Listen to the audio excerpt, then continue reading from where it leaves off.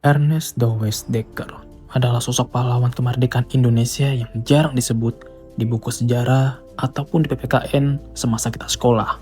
Ernest Francois Eugen Dawes Dekker lahir pada 8 Oktober 1879 di Pasuruan, Jawa Timur. Ia adalah keturunan Belanda Jawa dari keluarga terpandang. Uniknya, ia adalah keponakan dari Edward Dawes Dekker, penulis roman terkenal Max Havelaar, yang mengkritik keras sistem kolonial Belanda. Sejak kecil, Ernest sudah terbiasa melihat ketimpangan. Ia menyaksikan bagaimana rakyat pribumi diperlakukan tidak adil, sementara golongan kulit putih hidup mewah.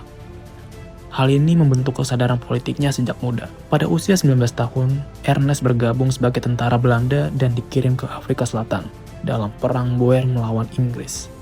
Di sana, ia melihat sendiri bagaimana rakyat kecil berjuang mempertahankan tanah air mereka dari penjajahan.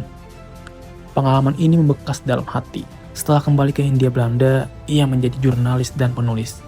Lewat tulisannya, Ernest mengkritik sistem kolonial, menyerukan kemerdekaan, dan membela hak-hak rakyat pribumi. Pada tahun 1912, Ernest bersama dua tokoh besar lainnya yaitu Cipto Mangunkusumo dan Soehardi Soedjerningrat atau disebut Ki Hajar Dewantara mendirikan Injil Separji. Inilah partai politik pertama yang secara terbuka menyuarakan kemerdekaan Indonesia dari Belanda.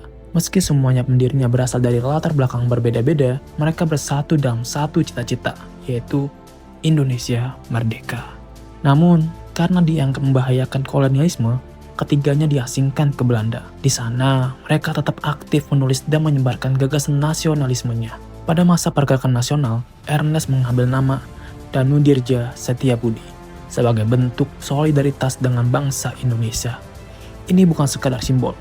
Ia ingin menunjukkan bahwa dirinya bukan lagi bagian dari penjajah, tapi bagian dari rakyat Indonesia. Setiabudi berarti laki-laki yang setia pada negeri. Namun, itu bukan hanya gelar. Itu adalah sikap hidupnya. Setelah Indonesia merdeka, Ernest Dawes Dekker diberi tempat terhormat oleh negara. Ia sempat menjabat sebagai anggota Dewan Perwakilan Rakyat.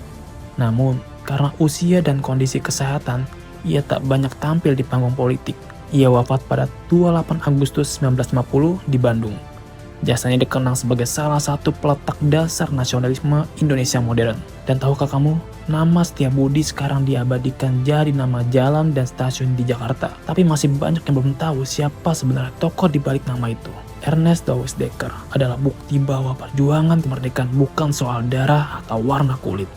Ia adalah orang Belanda yang membela hak-hak Indonesia, bahkan lebih keras daripada banyak orang Indonesia sendiri. Ia mengorbankan status, kenyamanan, dan hidupnya untuk sebuah negeri yang ia cintai, yaitu Indonesia. Semoga kisahnya menjadi inspirasi bagi kita semua bahwa cinta pada bangsa bisa lahir dari keberanian, dari keadilan, dan dari kemauan untuk berdiri di pihak yang benar. Jangan lupa like, komen, dan subscribe untuk kisah-kisah sejarah dunia dan nasional kita semuanya.